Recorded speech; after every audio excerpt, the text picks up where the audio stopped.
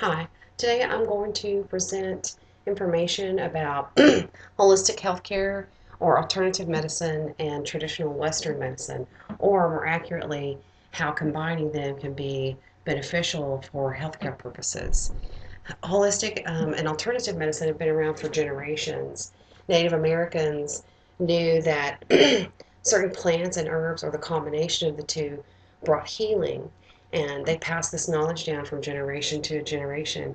As America was born, the medical practices from across the ocean came, and what gave way to, let's say, the country doctor who made house calls had a practice of using herbs and things like that, as well as a pharmacologically based practice. So it was a combination of the two. But as we became more aware of science based and research, this gave way to the first medical university that was founded in Pennsylvania, in Philadelphia, in 1765 by Benjamin Franklin.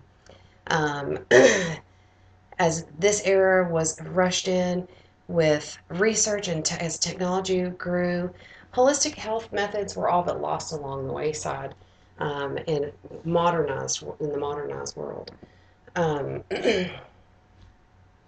I went to takerx.com and I found a good definition for traditional Western medicine, and it says that it's related to the healing practices that are taught in schools or medical schools and applied in hospitals or used by doctors. Traditional medicine concentrates on symptoms and conditions.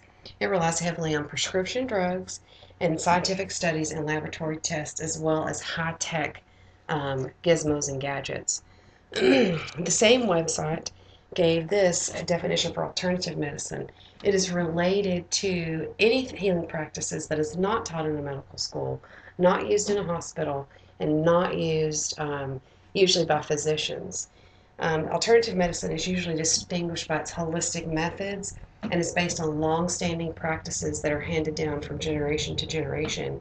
And the practitioner doesn't just treat the symptoms, they treat the whole person. So, if we talk about merging these two practices, what would that look like? Holistic healthcare takes the stance that we're not just treating you for back pain. Um, we're going to look at your family history.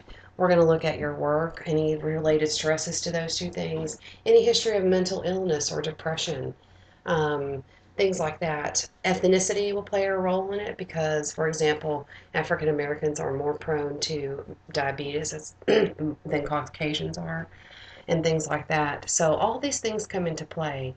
So in the medical practice that is set up to house a physician, as well as, let's say, a chiropractor, an acupuncturist, maybe referrals to yoga or meditation, and maybe also in-house is a masseuse that will perform massage therapy, and all of these things, and maybe even counseling on staff if there are underlying issues of stress or things like that that can help alleviate some of those things.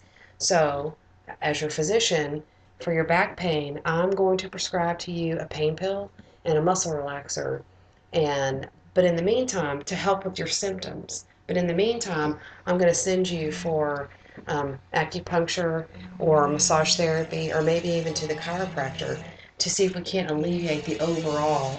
If I just give you medicine and I send you home, you're going to be back, I don't know, 3 to 6 months, probably complaining of the same thing if we don't fix the core symptoms, which encompasses everything. Alternative medicine looks at mind, body, and spirit, where herbology and pharmacology kind of come together and meet. what I got curious as to where I could find information on obtaining like an education in herbology or acupuncture and things like that. So in the area that I live in, the closest place would be Austin, Texas. And there is an Ellen Zimmerman who in 1995 started having classes at her house where she grows all these different kinds of herbs on this huge place that she has. And what she does is, depending on the season and what's growing, She gives classes in identification, how to mix herbs, how not to mix herbs, what's dangerous, what's beneficial, what's not for different purposes, not just medicinally, but also for culinary purposes. You can find more information out about Ellen Zimmerman on her website at www.easyherbs.net. I found it fascinating, all the information that she has just on her website. The other institution that I've researched also is in Austin, Texas, and it's called AOMA, Graduate School of Integrative Medicine. Their website is aoma.edu, and you go through their program. You coming in, their prerequisite is bachelor degree or higher. There are some exceptions to that, but once you go through their program, they teach about acupuncture and other herbal remedies and things like that. Once you go through their program, you can actually be accredited to actually be a health practitioner in natural healing, and perhaps work with a physician, a medical doctor, to do your trade in an office like that. Um, as I research some of these alternative medicines and growing practices that are incorporating them, I begin to wonder, maybe some of you are too, what about medical insurance? Um, will my medical insurance pay for alternative therapies if that's what I need? I did find that there are some that do and some that don't. The first thing you need to do is, if you do have medical insurance, is call your insurance provider and find out what therapies are or are not covered. Also on USA.gov, there's a listing by state about regulations and rules that apply to each state for various reasons, not just in the holistic healthcare avenue, but any kind of rules and regs that have to do with insurance pertaining to your state. Um, also, there is a website called nccam.nih.gov that had a lot of wonderful information about insurance agencies and um, the things that they can and can't do, and how maybe to help get policies and things like that taken care of through them, or supplemental policies that would help pay for some alternative medicine treatments that maybe are not covered by your insurance. It appears that holistic healthcare and medical-based healthcare have kind of come full circle.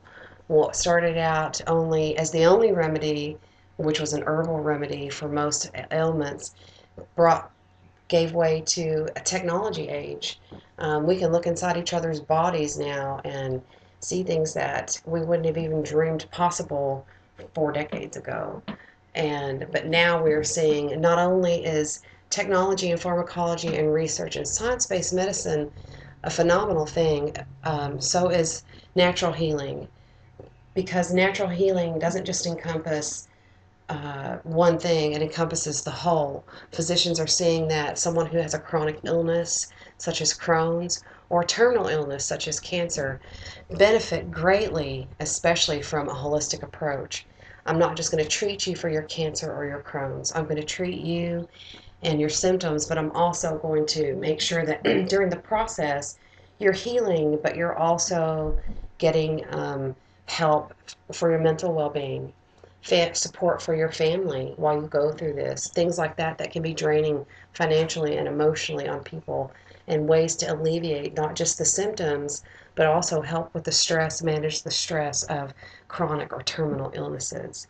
So I encourage you to do some research on your own about holistic healthcare and things that might complement issues that you're having in your life, whether it's allergies or chronic bronchitis, whatever it is.